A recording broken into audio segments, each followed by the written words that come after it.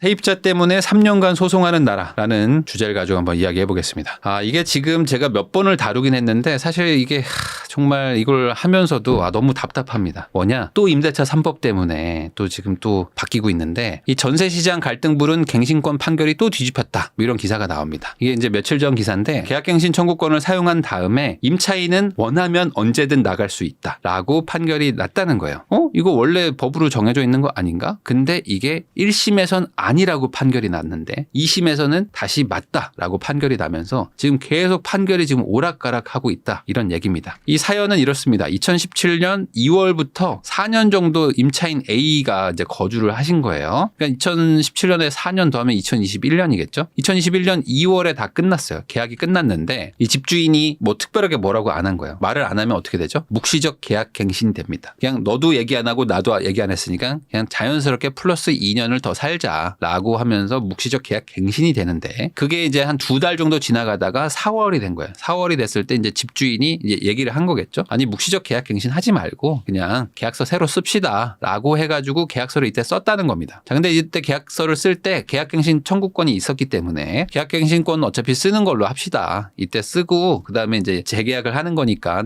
계약 기간은 2년입니다라고 해가지고 뭐 2021년 4월부터 23년 4월 뭐 이렇게 24개월을 계약을 했겠죠. 여기까지는 뭐 크게 문제가 없습니다. 그래서 이렇게 2년 더 사는구나 하고 이제 계약을 했는데 6개월이 지났습니다. 6개월이 지났는데 이제 임차인 A가 어떤 뭐 심경의 변화가 있었든지 아니면 어떤 사정의 변화가 있었겠죠. 그래가지고 이제 집주인한테 연락을 한 거예요. 저거 계약을 좀 해지를 해야 될 것 같습니다. 라고 한 거예요. 그랬더니 이제 그 집주인이 반발을 했겠죠. 아니 6개월 전에 우리가 2년짜리 계약을 하지 않았냐. 그 다음에 이제 계약갱신 청구권도 썼다. 그런데 지금 와서 갑자기 계약 해지를 통보하면 어떻게 되냐. 근데 이제 임차인 A는 법에 이제 정해져 있는 법에는 이제 계약 해지를 청구할 수 있다고 돼 있습니다. 임차인은 원하면 계약갱신 청구권을 쓴 다음에 자기가 나가고 싶으면 통보하고 3개월 뒤에 나갈 수 있다라는 게 있어요. 그러다 보니까 아니 내가 지금 법대로 하는 건데 뭐가 문제냐라고 하면서 이제 보증금을 요구를 한 거죠. 그래가지고 이제 집주인하고 뭐 아마 이제 이 세입자가 뭐 서로 감정 싸움을 하지 않았을까 뭐 저는 개인적으로 생각을 합니다. 그러니까 이제 소송까지 갔겠죠. 그래서 이제 소송을 갔는데 아까 말한 대로 1심 판결에서 이렇게 판결이 난 거예요. 아니 이렇게까지 계약을 새로 했는데 계약서도 쓰지 않았냐? 그러면은 2년이라는 계약을 했으면 그냥 무조건 나가는 게 아니라 그래도 어느 정도 이제 지켜야 된다라고 하면서 임대인의 손을 좀 들어준 거죠. 자, 그러다 보니까 이제 법은 나가도 된다고 했는데 판결은 나가면 안 된다고 하니까 이것 때문에 또 혼란에 빠졌어요. 이 판결 나오니까 그럼 어떻게 해야 되는 거냐? 이제 계약갱신 청구권 쓴 다음에는 못 나가는 거냐? 아니다. 그래도 나갈 수 있다. 뭐 이러니까 이제 당연히 이제 혼란에 빠졌겠죠? 그러니까 어떻게 됩니까? 당연히 이 소송은 2심으로 갑니다. 2심으로 갔는데 이번에 어떻게 나왔냐? 세입자는 갱신권 쓰고 나서 나가도 된다. 그러니까 집주인은 보증금을 돌려줘라. 라고 나온 것이죠. 물론 이게 23년 4월이 이제 계약 종료 날짜니까 아마 미리 뭐 돌려주지 않았을까 뭐 싶기도 한데 아니면 뭐 소송 때문에 안 돌려줬을 수도 있지만 어쨌든 판결은 집주인의 패배로 나왔습니다. 집주인은 돌려줘야 된다. 그러니까 또 이 사연을 보고 나서 사람들이 또 이제 말을 하는 거예요. 아니 임차인은 그냥 마음대로 해도 되는 거냐 도대체. 아니 분명히 계약서를 썼는데 2년짜리 계약서를 썼는데 6개월 살다가 그냥 나가고 뭐 자기가 원하면은 쓰자마자 한 달 뒤에 나간다고 통보를 하면 뭐 3개월 뒤에 나갈 수도 있고 그러면 이게 도대체 계약서가 무슨 소용이냐 하면서 다시 한번 또 혼란에 빠진 임대차 시장이라고 보시면 되겠습니다. 자, 그런데 이렇게까지만 얘기하면 사실 법원에서 뭔가 잘못한 것처럼 이제 느끼실 수도 있는데 사실 법원은 잘못이 없습니다. 왜 그러냐? 법원은 법대로 판결하는 게 법원인 거죠. 그러니까 이제 판사는 법에 써 있으면 그거대로 판결을 하면 되는 겁니다. 그러니까 법을 그렇게 만든 게 사실 잘못인 거죠. 이 임대차 3법이라는 거는 제가 이제 몇 번을 다루면서 항상 다양한 케이스들이 나오는데 이게 어떻게 되죠? 결과는 항상 소송이야. 그리고 항상 대법원까지 가고 그러면서 막 중간에 바뀌기도 하니까 정말 이 국민들끼리 이제 서로 싸우고 서로 막 소송하고 서로 어떻게든 뭐 변호사를 구해가지고 법원의 판단을 받아라. 뭐 이런 법이기 때문에 이 자체가 사실은 저는 문제라고 생각을 합니다. 이 정도로 끝나는 게 아닙니다. 더 황당한 일도 있습니다. 이런 사연이에요. 집을 계약했는데 세입자가 갱신 요구를 썼다. 대법원이 잔금을 거절할 수 있는 정당한 권리가 있다. 뭐 이렇게 했다는 거예요. 이 제목만 봐서는 무슨 얘기인지 모르겠잖아요. 제가 한번 설명을 해보겠습니다. A씨가 있습니다. A씨는 21년 1월에 B의 아파트를 사고 싶어요. B 아파트가 한 11억 정도 했대요. 그래가지고 저거 11억에 사면은 나쁘지 않겠다. 내가 나중에 여기 들어가서 살아야지 라고 하면서 이제 매수를 합니다. 근데 이 아파트에는 임차인이 있었어요. 임차인 C씨가 계셨는데 이분이 지금 전세 5억에 거주하고 있었습니다. 전세 5억인데 집값이 11억이면 어떻게 어떻게 되는 거죠? 아니, 전세 끼고 사면 되는 거잖아요. 그러니까 전세 끼고 사면서 나머지 6억만 주면 되죠. 그러면 이제 소유권 이전이 완료가 됩니다. 자, 근데 임차인 C씨가 그해 10월 29일에 계약이 종료였던 거예요. 그러니까 1월 달에 이제 계약을 하려고 하는데 임차인 C씨가 10월 말이 이제 계약 종료니까 이제 궁금하겠죠. 왜냐면 이때 계약갱신 청구권 이거 쓸 건지 안 쓸 건지를 이 사람들한테 물어봐야 되잖아요. 왜냐면 이거 쓰게 되면 내가 이제 입주도 못하고 애매해지는 상황이니까. 그래가지고 임차인 C씨한테 물어봅니다. 혹시 이사 나가실 거냐? 그랬더니 제가 나갑니다. 걱정하지 마시고요. 저 나갈 테니까 뭐 계약하세요. 라고 얘기를 한 거예요. 근데 이제 불안하니까 A, B가 이제 둘 다 물어봤나 봐요. 그래서 기사를 보면은 A와 B 모두에게 계약갱신을 안 한다고 전화 통화를 했다고 합니다. 임차인 C씨가. 그러니까 이제 어떻게 됩니까? A와 B는 이제 당연히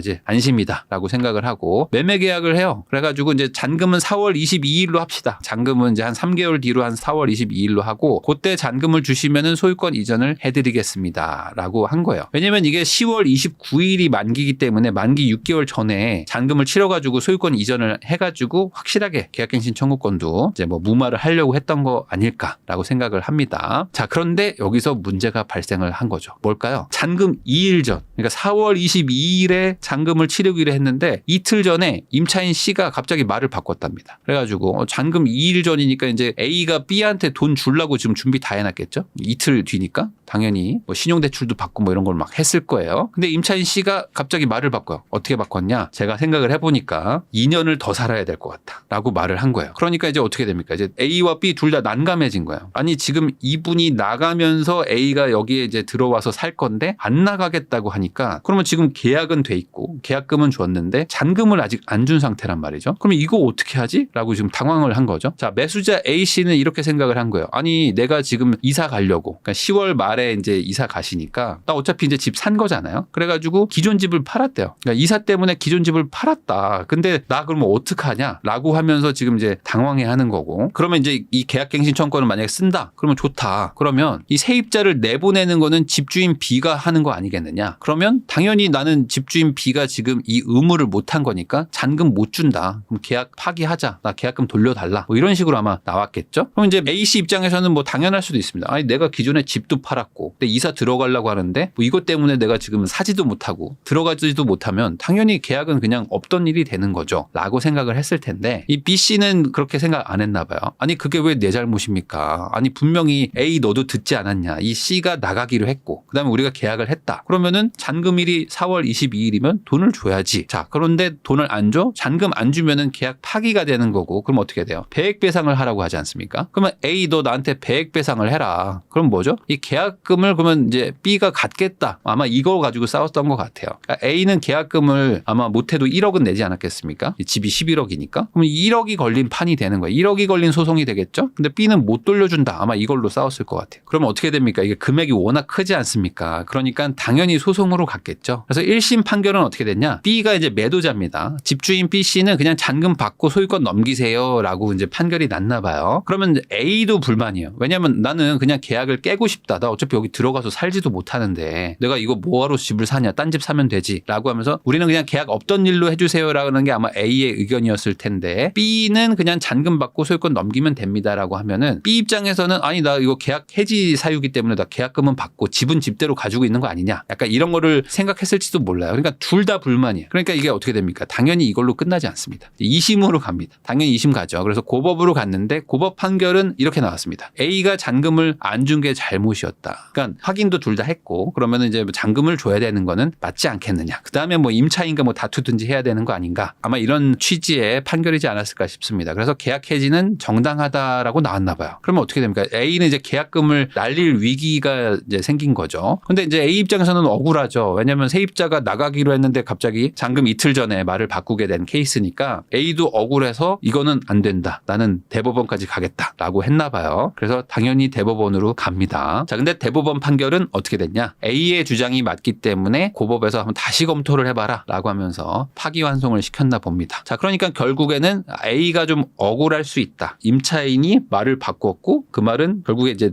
살 수 있는 조건이 달라진 건데 이 달라진 조건을 그냥 A가 다 떠안으라는 거는 조금 너무한 게 아닌가라는 식의 판결이 나왔다는 거예요. 자, 그러면 여러분들은 어떻게 생각이 드세요? 도대체 누가 잘못한 걸까요? 이게 임차인이 잘못했다라고 생각하는 분들도 있을 겁니다. 근데 이 임차인이 잘못한 것도 아니에요. 왜냐하면 법에 그렇게 되어 있거든. 그다음에 이 당시에 국토부에서 뭐라고 했냐면은 이 규정을 어떻게 적용을 해야 되는가라고 하면서 뭐 그런 뭐 Q&A 같은 것들도 막 배포를 합니다. 그때 이런 얘기가 있었어요. 여러분들 기억이 안 나실지 모르겠지만 세입자는 말을 바꿔도 됩니다라고 해줬어요. 국토부에서.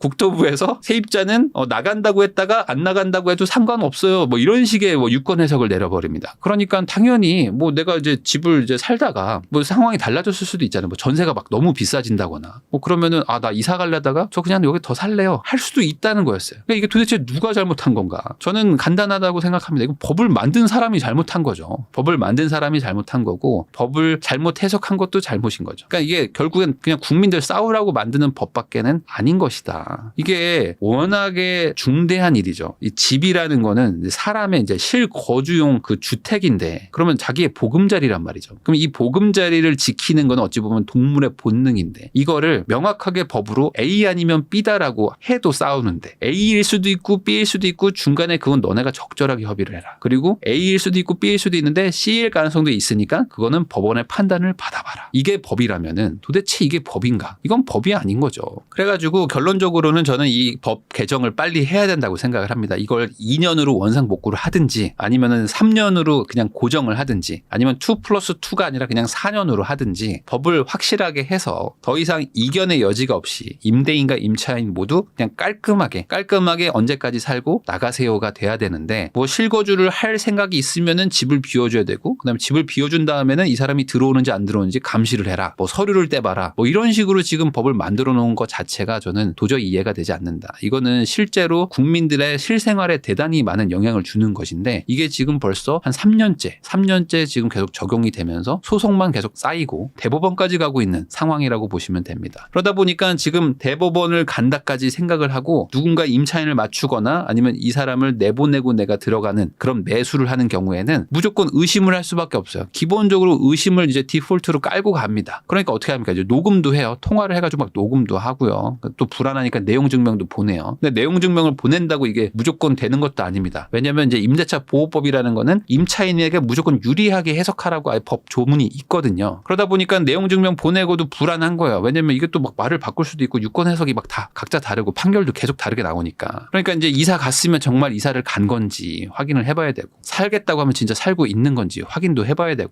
또 누가 감시합니까? 각자 알아서 감시를 해가지고 얘가 만약에 위법 사항이 있으면 소송하세요. 이게 이제 법 취지란 말이죠. 저는 이게 정말 답답한데 지금 뭐 바꾸겠다라고 말하는 국회의원들이 뭐 별로 없는 것 같아요. 대부분 뭐 이거는 그냥 뒷전이고 지금 요번에 이제 총선이나 앞으로 뭐 어떻게 해야 될지 뭐 이런 거에 대해서 좀 더 관심이 많은데 이제 한 2달 정도 조금 지나면 이제 총선이 오죠. 그러면 이제 그때 뽑힌 국회의원들은 좀 제발 최우선적으로 이 부분에 대해서는 좀 개정을 해야 되지 않을까라는 생각은 좀 해봅니다. 아까 처음에 보여드렸던 이 기사 있죠. 이건 지금 2심이에요. 그러니까 고법까지 갔는데 이거 어떻게 될까요? 1심은 이기고 2심은 졌어. 그럼 어떻게 됩니까? 이거 또 대법원 가겠죠. 이거 억울해서 인정 못 하잖아요. 그러니까 이건 감정 싸움까지 이미 간 거기 때문에 또 대법원 갈지도 모르겠습니다. 그러니까 한마디로 지금 뭐 세입자를 한번 맞추는 순간 뭐 정말 잘못하면은 한 2년 3년 동안 계속 소송을 하고 있는 이런 상황이 계속 이어지고 있는데 계속 판결도 계속 뒤바뀌고 있기 때문에 도대체 어떻게 판단을 해야 될지 되게 애매한 상황입니다. 그래서 이 부분에 대해서도 여러분들도 이제 이런 사례 같은 것들도 한번 좀 기억을 해 주시고 그리고 잘못하면 소송 간다. 이걸 조금 오히려 좀 기본 그런 거라고 생각을 하시고 어떤 선택을 하실 때 결정할 때 좀 판단하시면 좋을 것 같습니다.